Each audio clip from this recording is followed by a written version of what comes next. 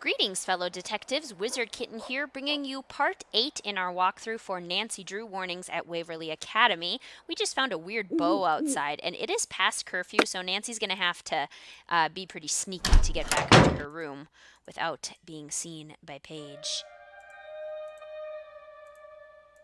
We'll just go really quickly. Run, Nancy. Run! Don't dilly-dally. Okay, we made it safely to our room. Karina's still sleeping. Let's go back to sleep and sleep in until, what, like 8-ish, I think we set our alarm for? 8. Okay. Alarm is set. Day breaks. We've survived our first night. Time to get up already? Nuts. There goes my phone. Oh. Better grit it. Don't just, like, stare at it. Ooh, what's this? Wait a second. What's this?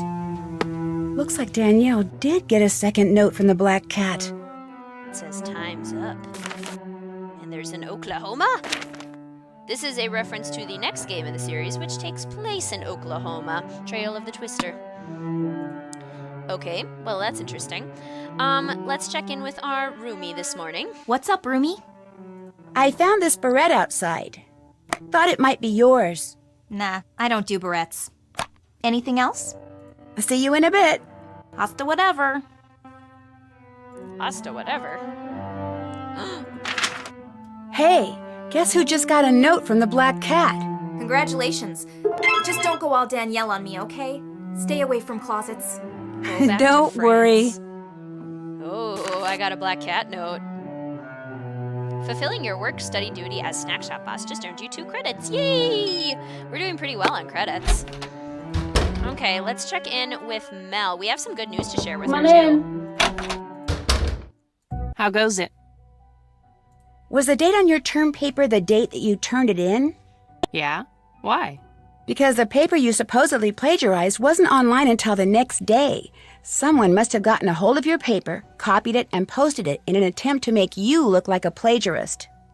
So all the headmistress has to do is check the dates and I'm in the clear. Oh my gosh, Becca, thank you. Thank you. So who posted it? Who tried to frame me? I don't know for sure, but it kind of looks like Izzy may have been involved. What a surprise. Hey, I got something a newbie like you might like to read. Has some interesting information about Waverly. Thanks. You can keep it. I know everything I want to know about this place. Anything else going on? Is this by any chance your barrette? Yeah, it is. Hey, thanks for finding it. I don't know why I bother with these things. They're always falling out of my hair. I know. This one fell out of your hair at that cloak and dagger meeting you were at last night. What meeting? I don't know what you're talking about. I was watching, Mel, from up in the oak tree. I saw you. I'm not going to tell you anything, so whatever you think you saw, just forget it. So it's okay if I text everybody about what I think I saw? Mel, look, whatever you tell me will go no further than this room, I promise. I'm not looking for something to gossip about. I just want to know what's going on with you, that's all. What you saw was a meeting of the Blackwood Society. It's a secret club that someone at Waverly started a couple of years after the school was founded. Only 7 girls a year get chosen to be members. Who does the choosing? I have no idea. Everything's totally anonymous. Everyone wears a cloak, like you saw, and no one ever talks. They just whisper, so you can't tell who anyone is. About once a month, I'll get a note or a text saying there's a meeting that night, and that's all we do. We just meet. There's no talking or socializing. We literally just stand around for about 20 minutes and chant. It's more like a tradition, one that keeps going even though everybody's forgotten how and why it started. Who's the leader? I have no idea. Probably a senior, though. Look, to me belonging to the Blackwood Society is cool. Not because it's secret and exclusive and all that, but because I like being part of something that someone a long time ago, for whatever reason, thought was important. I like not knowing what the chant means, and I accept all the secrecy and anonymity, because by doing so, I get to be part of a tradition that's more than a century old. I'm sure some girls belong because they're too intimidated to quit, but I belong because the unknown is something I've always felt drawn to. Anyway, that's it. That's all you're going to get me to say on the matter. Do you think there's any connection between the Blackwood Society and all this black cat stuff? I meant what I said before. Blackwood Society? Never heard of it. I'd better get going. Sounds good. Ooh. Becca, if you still want that Poe buck, check out our illustrious president's room. The coast is clear. Go for it. From unknown. Ooh. Interesting. How are we supposed to get into her room, though? We don't, like, have her key. Ugh, what on earth? They're still gossiping about me. Newbie left France because of secret boyfriend probs. Not true. My boyfriend is wonderful and we have no problems. What was the deal with all those glass eyes? That is a reference to Legend of the Crystal Skull, in which there were glass. Is it snowing? It's snowing outside. Look out the windows. Oh my gosh, that's amazing. It's not locked. Someone didn't lock their door. Becca, nice job on the layout. Thank you. What's next? Next, I need you to take a few more pictures. Here's a list. They're all things that are special to Waverly Academy somehow. Iconic, I guess you'd say. They can all be found on the school grounds. The only one that might be a little problematic is the picture of Rita Hollowell and her cat. She was one of Waverly's founding teachers. There's a couple of references to the picture in the school records, but it hasn't been seen in eons. But if you can find it, and I can get a photo of that photo up on the website, it would be such an incredible coup that it might even put me back in the running for valedictorian. I'll give it my best shot. Wow. Upload them like before. I'll check them when they're up, and if I see any problems, I'll leave a note for you on the page. Come back to me when you're done. Why'd Danielle leave school, do you know? She got locked in a closet and freaked out or something. I think she just couldn't take the pressure anymore. Being a valedictorian candidate is tough. I'm almost glad I flunked that stupid test. I told you about that, right? Yeah, you mentioned it. I mean, technically, I'm not completely out of the running, hence the picture you just took, but the prognosis is pretty dismal. How come you flunked that test? My head just wasn't in the right place or something. I don't know. I'll stop hassling you now. Bye. Well, that's the most Rachel's talked to us in a while. And Locked. Izzy must be somewhere else. yeah, but how are we supposed to get in? It's okay, we have other stuff to do. I mean, we have the... We could do the, Hey, what's going on? I'll check back with you later. Bye. the Victorian puzzle that we found in the book that Rita Hollowell mentioned. So we did the first one. The second one is like a raven thing. We haven't found anything that works for that yet. To have known Edgar Allan Poe is to have known genius. Years come and go. A celebratory dinner, an elegant 9-course meal served with perfect etiquette. I bid the last of them farewell. So an elegant meal served with... Oh, we can look at these. Odyssey Championship. Is that one of the pictures we need to take? First academic win trophy. Yep, that must be something we need to take a picture of. What am I doing? I need to open my phone. Think, Nancy, think. Take photo. There we go. And I think we know that that's the one we needed because of this. Our own Waverly Ravens swept the competition to win the coveted All-School Odyssey Championship trophy last Saturday at Oxborough Preparatory. The tournament, with topics that run the gamut from literature to science, is the ultimate in academic competitions, with over 100 schools participating this year. This is the first major academic win for Waverly Academy. This year's gold medal team members were seniors Tara Moore, Evelyn Corbelis, so a relation of Mel, Donna Mingles, probably a reference to Mr. Mingles from Resorting to Danger, and juniors Eleanor Penvelin and Rosemary Ivy. Eleanor Penvelin is from Curse of Blackmore Manor, and it's so cool that she attended Waverly Academy. That's so cool.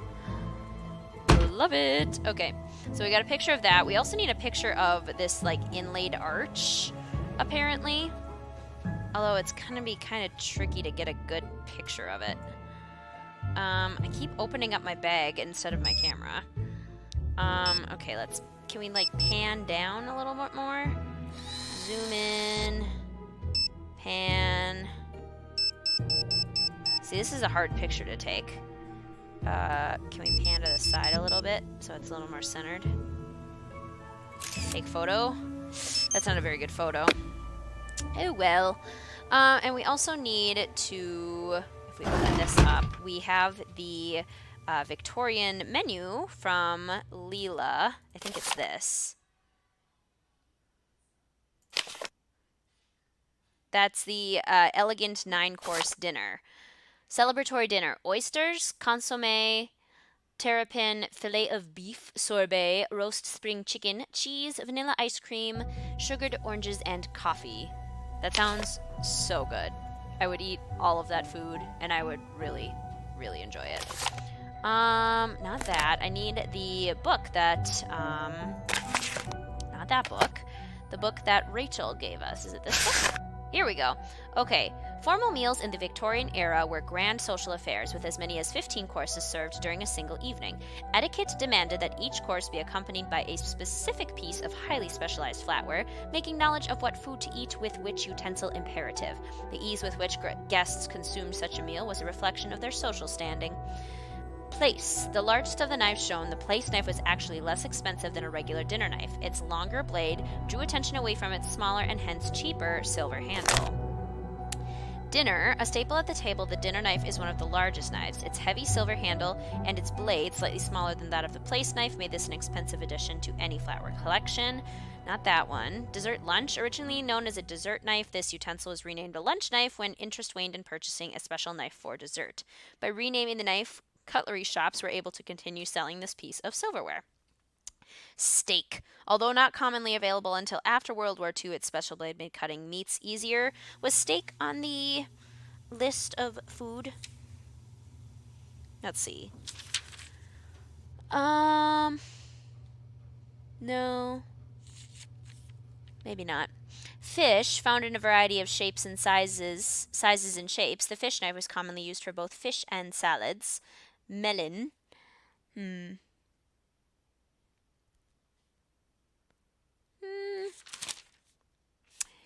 This sharp knife accompanied the fruit course when melon was served, permitting the diner to cut the melon slices into smaller pieces. Game. This knife was included in the setting when game birds were served whole rather than in pre-carved pieces. With its sharp curved blade, the game knife allowed diners to carve their birds themselves. Weren't we having roast chicken or something? Roast spring chicken. So we want the carving knife for that one. Like the curving one. Butter. Typically the smallest knife in the place setting, the butter knife came in a variety of styles.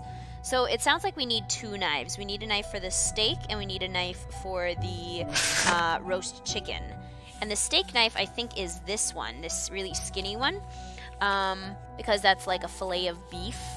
And we have on the menu the fillet of beef, the skinny one, okay? And then the curved one, this carving knife here, is for the roast spring chicken. Very good, very good. The game knife is what we want. Okay, so, Amber Sullivan, junior class, Dignitas and oh, we have a card now. We can break into rooms with this card. I like this.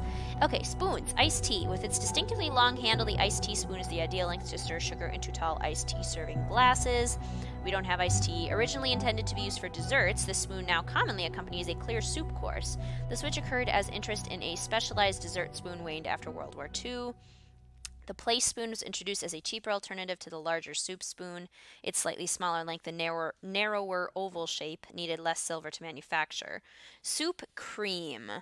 The round soup spoon was the traditional soup spoon for the Victorians. When the dessert spoon became an alternative soup spoon in the early 1900s, this soup spoon was relabeled as a cream soup spoon, though it had been used for both consommes and creams until then. Okay, so consomme is on our list, so we need the very round spoon, this very round one here, number 4, for the consomme. Ice cream is on the list. We're having vanilla ice cream. With its unique bowl shape, the ice cream spoon became commonplace in the Victorian era due to the immense popularity of the frozen treat. Ice cream is probably my favorite food. So we want this weird balloon-shaped one for our vanilla ice cream. Orange fruit. Before sweeter oranges became available, Victorians ate their oranges like grapefruit, with sugar sprinkled over the top. The orange spoon's pointed tip was ideal for separating the fruit from the membrane. So we want this pointy spoon for our sugared oranges. Course. Egg. As sorbet became more prevalent as an intermezzo to clean the palate between courses, a separate spoon was necessary with which to eat it. The compact size of the egg spoon, typically used to eat hard-boiled eggs served at breakfast, found a second use at the dinner table for sorbet. Didn't we have sorbet on our menu? We did. So it's the second shortest spoon, and it's flatly rounded. That's for our sorbet. And then demi-tasse. Formal dinners frequently ended with coffee served in a separate room. The demi-tasse spoon was a vital accompaniment to the individual coffee cup. We do have coffee on the menu, and that's the shortest spoon. And then forks. Forks. This mid-sized fork was a fixture in nearly every flatware collection. Its size made it both affordable and easy to use. With thickened side tines and 2 narrow inner tines, this fork was well adapted to both removing bones from fish and easily spearing the meat for eating. Do we have fish on the menu? No. The only things we have left are oysters and terrapin. And cheese. Oysters, terrapin, and cheese. So we don't have pie, unfortunately. Fruit. Its 3 long tines enabled diners to spear pieces of diced fruit with ease. It was nearly identical to the bird fork. The fruit fork, however, is slightly shorter and like cheese. 2-tined cheese fork had 1 wider tine to assist in slicing the cheese before eating it. Okay, so this goofy-looking fork with the 2 tines is for cheese. Dessert. Dessert forks typically came with a wider end tine for cutting and a bar across the 4 tines to better support. Seafood. Better known by Victorians as an oyster fork, the seafood fork has a long, thin handle and narrow tines to easily navigate the shellfish. So it's this long, skinny one for the oysters with kind of like the 3 tines. And then last one, terrapin. An early version of a spork, the terrapin combined 4 short tines with a round bowl. Since terrapin, turtle meat, was served in a broth, this specialty fork was designed to allow the diner to eat both meat and broth with 1 utensil. So the spork with 4 tines will be for our terrapin. Okay, so now we need to click pull down the knives, spoons, and forks in that order. So first we need our oyster fork, which is our skinny fork with 3 tines. It's got a thin handle and it's a little bit shorter. And I believe it's this one. So that's our oyster fork. And then we have a consommé, which is the very round spoon, which I believe is this one. Then we have terrapin, which is the shortest fork with 4 tines. Then we have a fillet of beef course, which is the skinniest, straightest knife, which I believe is this one for our fillet of beef. Sorbet is the second shortest spoon, and it's flatly rounded. Second shortest being this one here. Then we have a roast spring chicken when we need our carving knife, this curved one here. Then we need cheese, which is our 2-tined fork.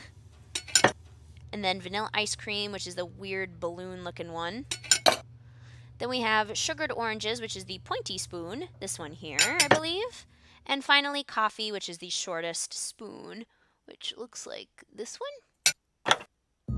Aha! We now have a gorilla. Some sort of ape kind of thing. We now have 3 of these. We've got a cat, we have a beetle, and we have a ape. Very interesting. Okay, cool. Cool beans. Well, I'm going to leave this part right here, fellow detectives. Thank you so much for watching. I will see you soon.